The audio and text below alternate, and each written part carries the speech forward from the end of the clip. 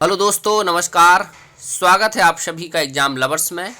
मैं हूं राजन महाजन और आप सबके बीच डिस्कस करूंगा एक बहुत ही महत्वपूर्ण टॉपिक, विश्व के प्रमुख संगठन और उनके हेडक्वार्टर यानी मुख्यालय के बारे में।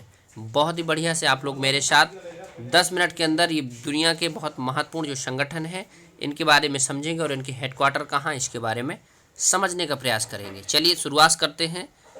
संयुक्त राष्ट्र पर्यावरण कार्यक्रम यानी यूनाइटेड नेशन एनवायरनमेंट प्रोग्राम, इसका जो कि हेडक्वार्टर है हमारा केन्या नैरोबी में, और ये इन्वायरमेंट की अवेयरनेस बढ़ाने के लिए संयुक्त राष्ट्र का एक अनुषंगिक संगठन है और ये पर्यावरण से संबंधित बहुत सारी चीज़ें लागू करने का प्रयास करता है। नेक्स्ट है हमारा GATT, general agreement on trade and tariff, यानी जब हम लोग दुनिया भर के व्यापार और उनसे संबंधित जो टैरिफ लगते हैं, बहुत सारे कर लगते थे साइड वाले, तो उनके लिए एक संगठन बनाया गया गेट, जिसका हेडक्वार्टर जिनेवा में है।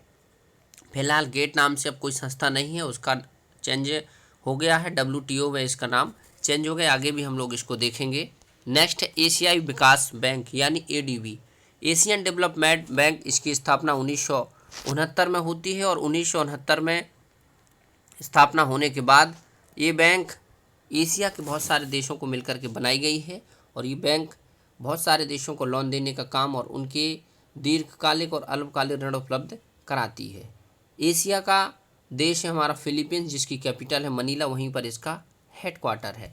नेक्स्ट देखेंगे हम लोग NATO, North Atlantic Treaty Organisation. इसके बारे में आप बहुत बढ़िया से जानते होंगे, इस पर डेडिकेटेड एक पूरा मैंने वीडियो बनाया है। नाटो से संबंधित बहुत प्रश्न एग्जाम में बनेंगे। अभी तक आपने नहीं देखा है तो चैनल पर जाकर के देख लीजिए। बहुत बढ़िया से मैंने इसमें डिटेल में पूरे प्रश्न के साथ MCQ कराया है। इसका एक एक प्रश्न आपको कन्फर्म हो जाएगा। नाटो जिसका हेडक्वार्टर है ब्रुसेल्स बेल्जियम में, इसमें 30 आपकी कंट्रियां हैं और साथ ही साथ आर्टिकल 5 इसका महत्वपूर्ण पॉइंट होता है। सामूहिक सुरक्षा इसका एक महत्वपूर्ण पॉइंट, जो कि 30 देशों का एक रक्षा संबंधी कॉन्ट्रैक्ट है। याद रखिएगा, नाटो में रक्षा संबंधी कॉन्ट्रैक्ट है। 30 इसमें देश आते हैं। बेल्जियम ब्रुसेल्स इसकी हेडक्वार्टर है। नेक्स्ट देखेंगे अमनेस्टी इंटरनेशनल। अमनेस्टी इंटरनेशनल यानी जो मानवता के लिए बहुत सारे NGO, नॉन गवर्नमेंटल NGO काम करते हैं, तो ऐसे ही एक प्रकार का NGO है एमनेस्टी इंटरनेशनल। इसका हेडक्वार्टर लंदन यानी आपके यूनाइटेड किंगडम में है। नेक्स्ट देखेंगे IMF, इंटरनेशनल मॉनेटरी फंड, जिसका हेडक्वार्टर वाशिंगटन DC में है। और ये जो IMF होता है दुनिया के कर्ज में डूबे हुए और एक प्रकार से एकदम चरमराई अर्थव्यवस्था वाले देशों को दीर्घकालिक ऋण उपलब्ध कराने का काम करता है। और क्रिस्टियाना लेगार्ड इसकी इस समय क्रिस्टियाना लेगार्ड ने क्रिस्टियाना जॉर्जीवा इसकी इस समय हेड हैं। वाशिंगटन DC यानी अमेरिका में इसका मुख्यालय है। नेक्स्ट देखेंगे रेड क्रॉस।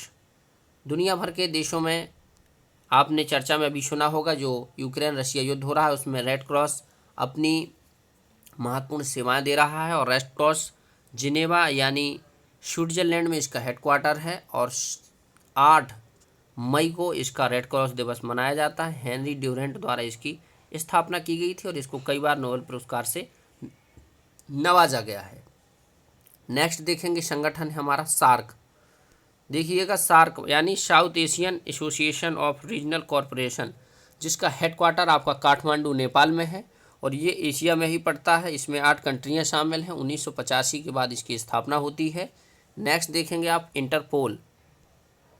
इंटरपोल यानी इंटरनेशनल पुलिस, एक प्रकार से जो दुनिया की सबसे बड़ी पुलिस के एक प्रकार से संगठन है वो है इंटरपोल। और इसका जो हेडक्वार्टर है पेरिस, लेओन्स यानी पेरिस हमारा जो कैपिटल है वो फ्रांस की है। नेक्स्ट देखेंगे WTO, जिसकी अभी मैंने चर्चा की कि गेट क्या है, तो उसी में आपका ये WTO आ जाता है। उसी का नाम बदल के 1995 में WTO किया गया है। और साथ ही साथ वर्ल्ड ट्रेड ऑर्गेनाइजेशन, आप शब्द से समझ रहे होंगे, विश्व स्तर पर जो व्यापार होते हैं उनको मैनेज करने के लिए दुनिया भर के देशों के साथ व्यापारिक सामंजस्य बढ़ाने के लिए ये संगठन काम करता है। नेक्स्ट देखेंगे आप UNESCO, United National Educational Scientific and Cultural Organisation, इसका इंग्लिश में फुल फॉर्म है और इसका हेडक्वार्टर आपका पेरिस फ्रांस में है। नेक्स्ट देखेंगे यूनिसेफ, यूनिसेफ ये इंटरनेशनल चाइल्ड इमरजेंसी फंड इसका फुल फॉर्म है, और ये न्यूयॉर्क यानी आपके अमेरिका में इसका हेडक्वार्टर है। ये काफ़ी महत्वपूर्ण काम करता है। यूनेस्को और यूनिसेफ ये दोनों महत्वपूर्ण संगठन एग्जाम में से प्रश्न पूछे जाते हैं, याद रखिएगा। नेक्स्ट है आपका संयुक्त राष्ट्र शरणार्थी उच्चायोग यानी UNHRC। संयुक्त राष्ट्र शरणार्थी उच्चायोग ये आपका जिनेवा यानी स्विट्जरलैंड में है, और जितने दुनिया भर के शरणार्थी होते हैं, यानी जैसे आप रूस यूक्रेन की ही बात करें, यहाँ से युद्ध की स्थिति में बहुत सारे लोग पलायन कर गए, दूसरे देशों में शरण लिए हुए, उनको बोलते हैं शरणार्थी। और एक देश जब दूसरे देश की सीमा में जो लोग रहते हैं, वहाँ के नागरिक ना होकर सिर्फ एक मानवीय के रूप में वहाँ जीवन व्यापन करते हैं, उनको बोलते हैं शरणार्थी। इसके लिए एक कमीशन काम करता है UNHRC, जिसका हेडक्वार्टर स्विट्जरलैंड जिनेवा में है। नेक्स्ट देखेंगे अंतर्राष्ट्रीय परमाणु ऊर्जा एजेंसी बीना। ये बहुत ज़्यादा चर्चा में है, क्योंकि हाल ही में परमाणु युद्ध से लेकर के बहुत सारे बयान आ रहे हैं रूस यूक्रेन युद्ध के बीच। तो ये अंतर्राष्ट्रीय स्तर पर ऑस्ट्रिया देश की कैपिटल वियना में वहाँ पर इसका एक हेडक्वार्टर है, जो कि परमाणु ऊर्जा से संबंधित बहुत सारी चीज़ों को कंट्रोल करने और उनको रेगुलेट करने का काम करती है। नेक्स्ट देखेंगे संयुक्त राष्ट्र व्यापार और विकास सम्मेलन यानी अंकटाड की बैठक हुआ करती है।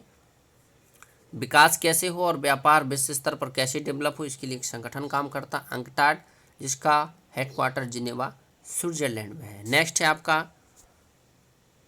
विश्व वन्य जीव संरक्षण कोष, जिसको WWF world wild life fund जिसको बोला जाता है, ग्लांड स्विट्जरलैंड में इसका हेडक्वार्टर है। और दुनिया भर के जो जंगली जीव वन में रहने वाले जीव हैं, उनको संरक्षण कैसे किया जाए और उनके संरक्षण के लिए किस प्रकार से धन मुहैया किया जाए, ये संगठन इसके लिए काम करता है। नेक्स्ट देखेंगे IOC इंटरनेशनल ओलंपिक कमेटी, इसका हेडक्वार्टर लोसाने में है। और इस हेडक्वार्टर की एक और खासियत है कि ओलंपिक जो आपके 4 साल में होते हैं, ओलंपिक के बाद आपका थॉमस बॉक इसके हेड हैं। ये इससे महत्वपूर्ण इन्फॉर्मेशन है। नेक्स्ट देखेंगे पेट्रोलियम उत्पादक देशों का संगठन, जिसको हम लोग OPEC बोलते हैं, याद रखिएगा। ऑयल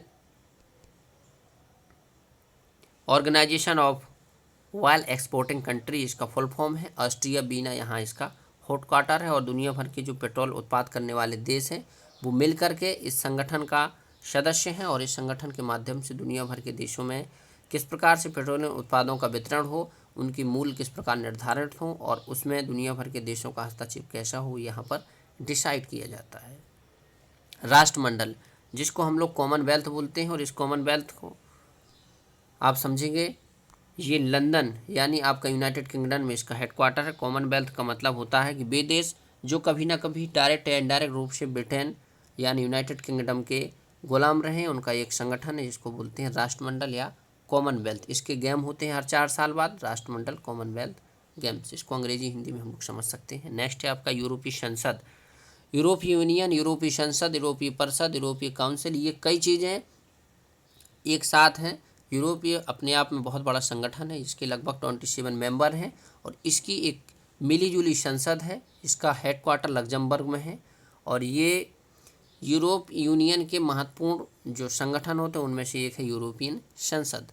नेक्स्ट देखेंगे यूरोपियन स्पेस रिसर्च ऑर्गेनाइजेशन, यानी यूरोप के अंदर जो आपका कंट्री है, लगभग यूरोप यूनियन के जो सदस्य हैं वो मिलकर के सर्न या ESRO करके संगठन चलाते हैं, जिसका हेडक्वार्टर फ्रांस पेरिस में है। और रिसर्च यानी स्पेस के क्षेत्र में जो रिसर्च होता है, ये यूनियन के माध्यम से वो हमारे प्रॉपर पूरे यूरोप के कंट्रियों के द्वारा इसको ऑर्गेनाइज किया जाता है। और यहीं से ये दुनिया भर के जो रिसर्च होते हैं, वो सैटेलाइट स्पेस में कैसी गतिविधियाँ, ये सभी यूरोपीय यूनियन की जो कंट्री हैं वो मिलकर के इसको रेगुलेट करती हैं।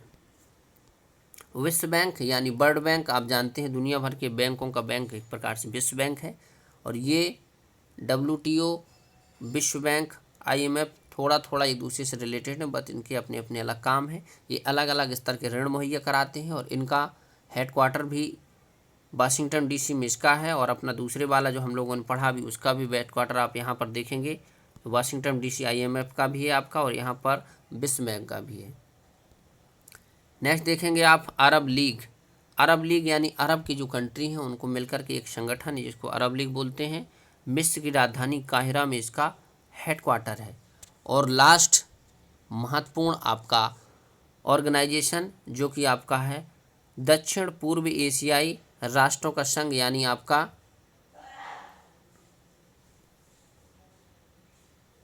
क्या, आसियान। याद रखिएगा, आसियान यानी association of south east Asian nation, यानी साउथ और ईस्ट दक्षिण पूर्व की जो एशियाई कंट्री है उनका एक संगठन है। और इसका हेडक्वार्टर आपके जकार्ता इंडोनेशिया में है। याद रखिएगा, बहुत महत्वपूर्ण इन्फॉर्मेशन है। और साथ ही साथ ये एशिया से संबंधित है, इसलिए हम लोगों को और जानना जरूरी है। अरब लीग, आसियान, सार्क, ये सभी के सभी हमारे एडीबी तो एशिया से जितने संबंधित तो उनको आप बढ़िया से समझ लीजिए। और ओवरऑल वर्ल्ड के भी आपके पूछे जाते हैं। तो ये था आपका महत्वपूर्ण देशों के, जो मिले हुए देशों के साथ या महत्वपूर्ण देशों के प्रॉपर अपने संगठन हैं जो एग्जाम में बहुत ज़्यादा पूछे जाते हैं। विश्व स्तर पर ये कैसे फैले हुए हैं, इनके हेडक्वार्टर, इनके संगठन और इनके काम हम लोगों ने समझा। आई होप कि आप ये जो इन्फॉर्मेशन थे समझ पा रहे होंगे। और इसके साथ आप लोग चैनल पर नए हैं तो चैनल को सब्सक्राइब जरूर कीजिए। और वीडियो के अंत तक देखने के बाद आप ज़रूर बताइएगा कि आपको ये वीडियो कैसा लगा और साथ ही साथ इसमें दिए गए प्रश्नों का कलेक्शन कैसा था।